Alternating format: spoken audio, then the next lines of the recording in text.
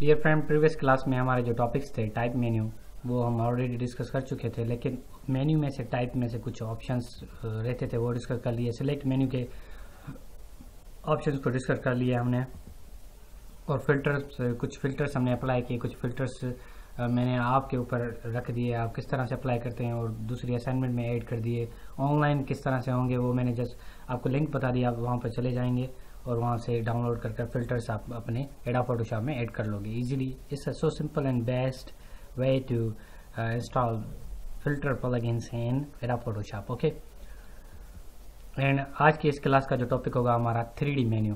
किस तरह से 3D मेन्यू हम अप्लाई करते हैं अपने एडोब फोटोशॉप में।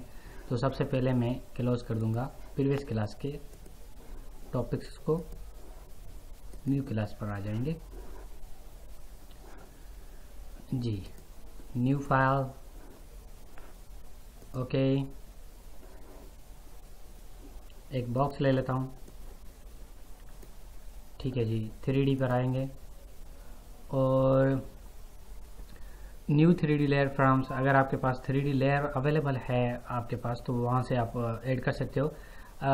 अब आओगे न्यू 3D एक्सटेंशन लेयर को मैं 3D बनाऊंगा, और ये कह रहा है कि आप अपने सिस्टम के वर्क स्पेस को 3D में कन्वर्ट करना चाह रहे हो। At this time I am using essential work space.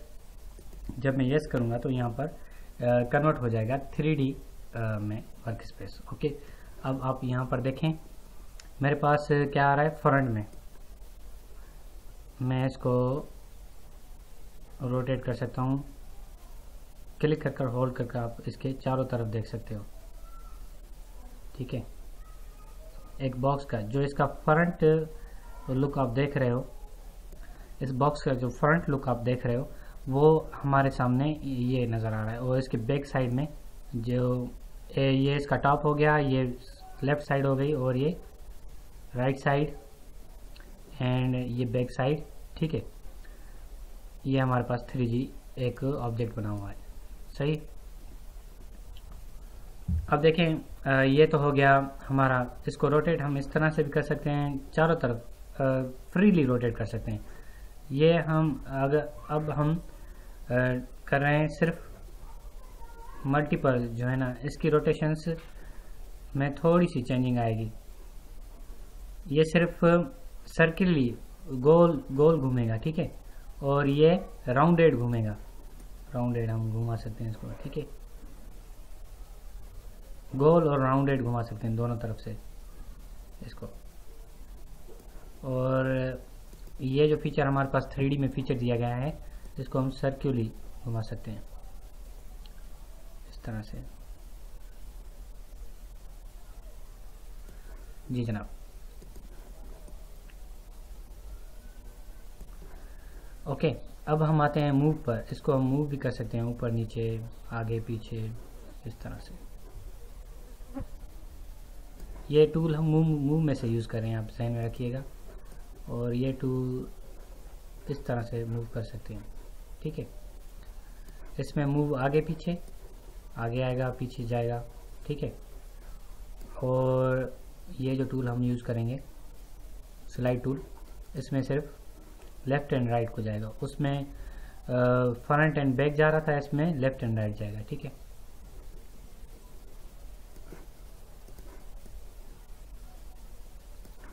Okay, और ये क्लिपिंग आउट बनेगा 3D का, सही जी।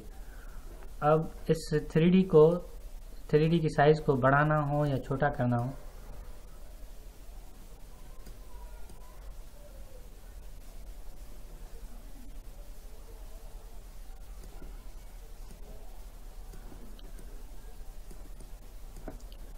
मूव करते हैं।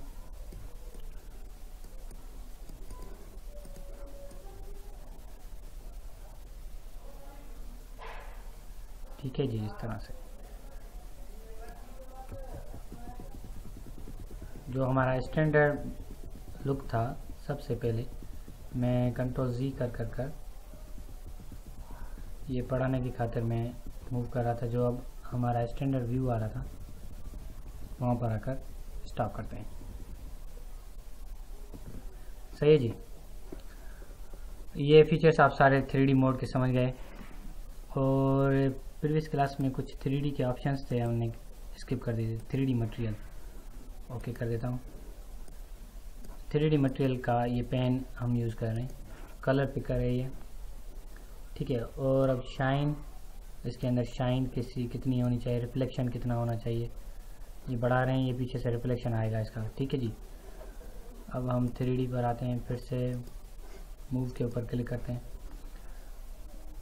ओके ये मटेरियल जो है ना, इसके कलर्स हैं, ये 3D कलर्स वगैरह वगैरह हम यूज़ कर सकते हैं।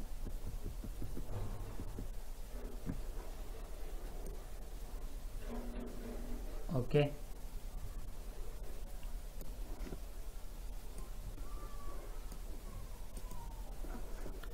जी जनाब। अब हम ये तो हमारा हो गया।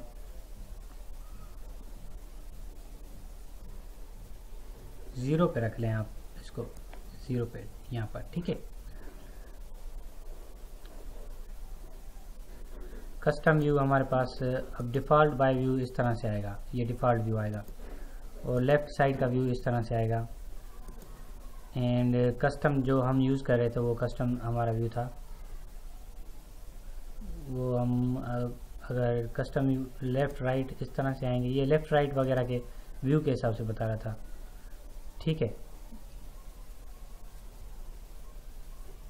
ये सारे व्यूज़ हैं हमारे पास, किस तरह से हम व्यू कर सकते हैं। ओके अब हम पर्सपेक्टिव एंड अथर, ये जो है ना ऑर्थोग्राफिक है, और ये पर्सपेक्टिव जो है ना व्यू है इसका। और यहाँ पर इसको zoom in and zoom out, ये जूम के लिए है, डेप्थ, ठीक है जी। और इसकी डिस्टेंस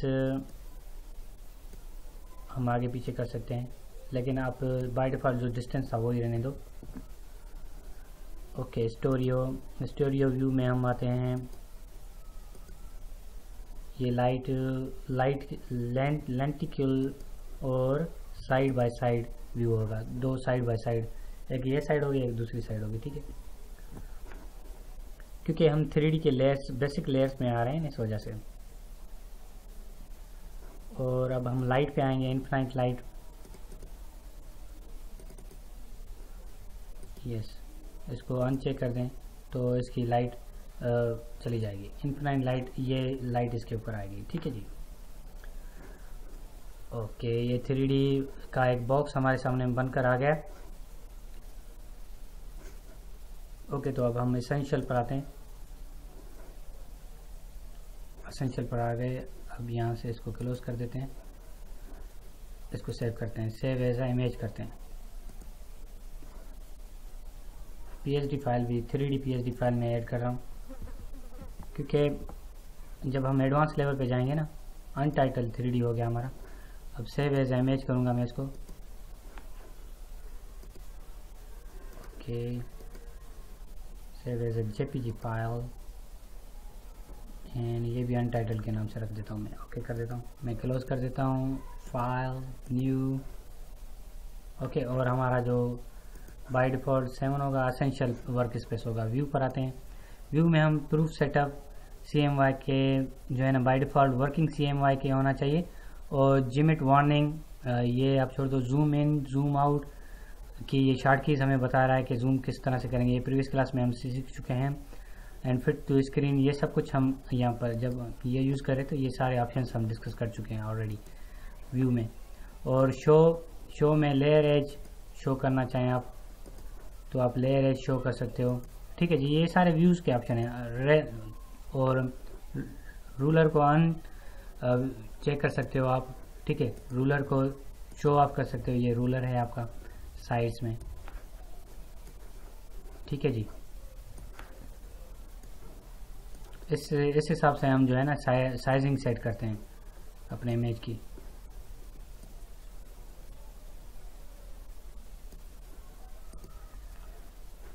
ठीक है जी। इमेज हमारा कितने इंचेस और कितने पिक्सेल्स का होना चाहिए, ये हम व्यू करते हैं,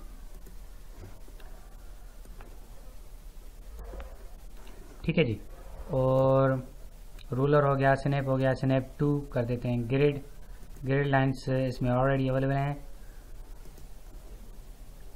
और क्लियर गाइडलाइंस, ठीक है, गाइडलाइंस जो थी वो क्लियर कर दी मैंने।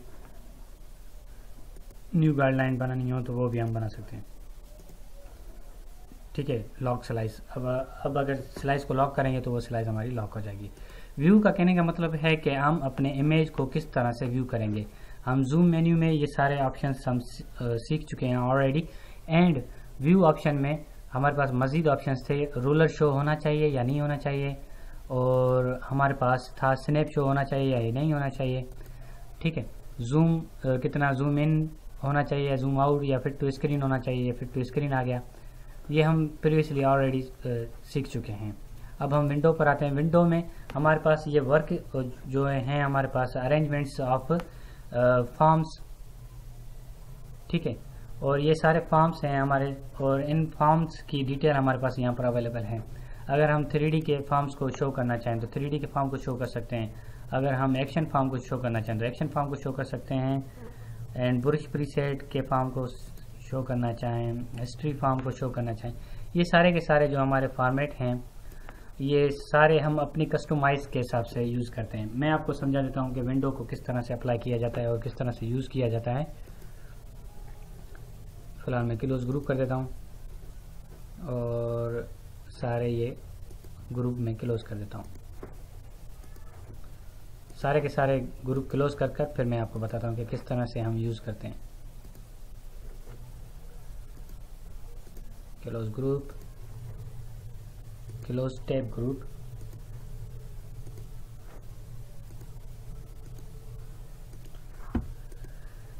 जी। अब ये सारे के सारे हमारे साइड बार के जो फॉर्म्स थे वो सारे के सारे फॉर्म्स क्लोज हो गए। अब हम जब अगर टेक्स्ट यूज़ करते हैं तो टेक्स्ट से रिलेटेड फॉर्म्स को शो ऑफ करेंगे। तो टेक्स्ट से रिलेटेड फॉर्म को शो ऑफ करने के लिए मैं क्या करूँगा, सबसे पहले पैराग्राफ,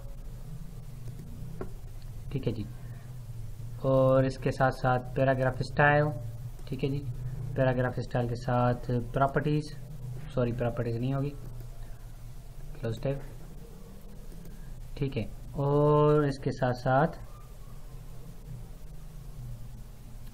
हमारा ये सब कुछ हो गया, ठीक है जी। टूल बार तो हमारे शो होने चाहिए। अब देखें कैरेक्टरिस्टिक पे आएंगे तो ये आएगा, हम एक दूसरे के नीचे भी रख सकते हैं इस तरह से।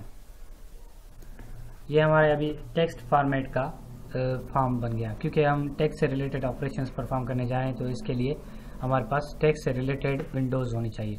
अगर हम यूज़ करना चाह रहे हैं कलर से रिलेटेड कुछ वर्क, हम कलराइज करना चाह रहे हैं तो इसके लिए हम क्या करेंगे, कलर वाला फॉर्मेट रखेंगे, ठीक है जी। इस तरह से आप जो है ना ऑप्शन सेलेक्ट कर सकते हो विंडोज़ के वगैरह वगैरह।